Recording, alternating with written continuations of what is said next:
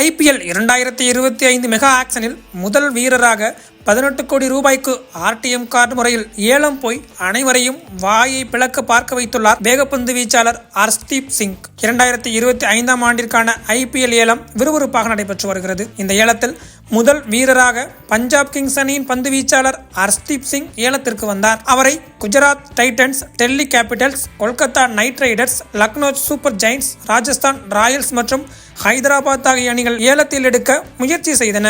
குறிப்பாக Chennai super Kings ஆரம்பம் முதல் ஹர்ஷ்தீப் சிங்கை ஏலத்தில் எடுக்க முயற்சி செய்ததுதான் ஹைலைட். சென்னை சூப்பர் கிங்ஸ் அணியுடன் போட்டி போட்டு ஏலம் எடுத்தது சன்ரைசர்ஸ் ஹைதராபாத் அணி. இவ்வாறாக பஞ்சாப் கிங்ஸ் அணிக்காக விளையாடிய ஹர்ஷ்தீப் சிங்கை 15.75 கோடிக்கு சன்ரைசர்ஸ் ஹைதராபாத் அணி ஏலம் எடுத்த நிலையில் பஞ்சாப் அணி அவரை ரூபாய் 18 கோடிக்கு RTM மூலம் தக்க வைத்தது. பஞ்சாப் கிங்ஸ் அணி நினைத்திருந்தால் ஹர்ஷ்தீப் சிங்கை 18 கோடி ரூபாய்க்கு ஏலத்திற்கு முன்பாகவே தக்க வைத்திருக்கலாம். ஆனால் அவர் அவ்வளவு தொகைக்கு போக மாட்டார் என்று தவறாக கணக்கு போட்ட பஞ்சாப் அணி இறுதியாக RTM முறையில் ஹர்ஷ்தீப் சிங்கை ஏலம் எடுத்துள்ளது. இந்த நிலையில் இதற்கு பருத்தி மூட்டை குடோனிலேயே இருந்திருக்கலாம் என்று சமூக வலைதளங்களில் கிரிக்கெட் ரசிகர்கள் பஞ்சாபை பொளந்து வருகின்றனர்.